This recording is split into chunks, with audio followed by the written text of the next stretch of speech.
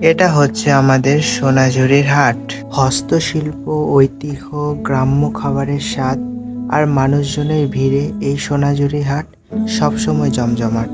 কিন্তু এই কোলাহল আর আনন্দের আড়ালে কি সবাই ভালো আছে? এক কথায় বলতে গেলে হয়তো বা না। অনেকের কাছে এই হাট শুধু আনন্দ নয়, এ হলো জীবন জীবিকা টিকিয়ে রাখার একমাত্র লড়াই। বাড়ির বানানো সেই খাঁটি দই হোক কিংবা শিল্পীদের ঘর থেকে সংগ্রহ করা বস্তু, সবই তাদের সযত্নে এখানে আনতে হয়। একটি মাত্র ছোট্ট ধুলোর দাগও ওই বস্ত্রের মূল্য কেড়ে নিতে পারে। মূল্য কমে যাওয়া মানে পরিশ্রম বিফলে যাওয়া। তাতে জড়িয়ে থাকা কতটা রাত জাগার শ্রম, কতটা স্বপ্ন, সে খবর কেই বা রাখে। কিন্তু যুদ্ধটা শুধু যত্নে আনার নয়, এরপর শুরু হয় ভিড়ের মাঝে টিকে থাকার আরেক সংগ্রাম।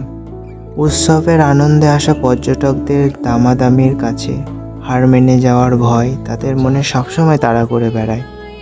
আর তার চেয়েও বড় ভয়, যদি কোনোদিন এ হাট আর না বসে, কোনো অর্ডারের কারণে যদি বন্ধ হয়ে যায় এ হাট, কি করবে তখন তারা? এ ভয় যেন তাদের ঘুমোতে দেয় না। যন্ত্রণা শেষ না হতেই আরও এক যন্ত্রণা।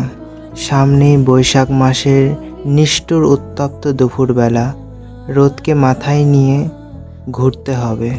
তাই এবার যখন সোনাঝুরিতে আসবেন, কিছু কেনার সময় বা ছবি তোলার সময় অন্তত একবার হলেও তাদের চোখের দিকে তাকাবেন। তাদের কষ্টের মূল্য না দিতে পারলেও সম্মানটা দেবেন। আর হ্যাঁ, হাটটিকে একটু পরিষ্কার রাখবেন, কারণ হাটটি যদি হারিয়ে যায়, শুধু হাট না, অনেক মানুষ হারিয়ে ফেলবে তাদের একমাত্র কর্মসংস্থান, তাদের বেঁচে থাকার শেষ অবলম্বন। তাই আসুন, ভালো থাকুন, ভালো রাখুন। Thank you.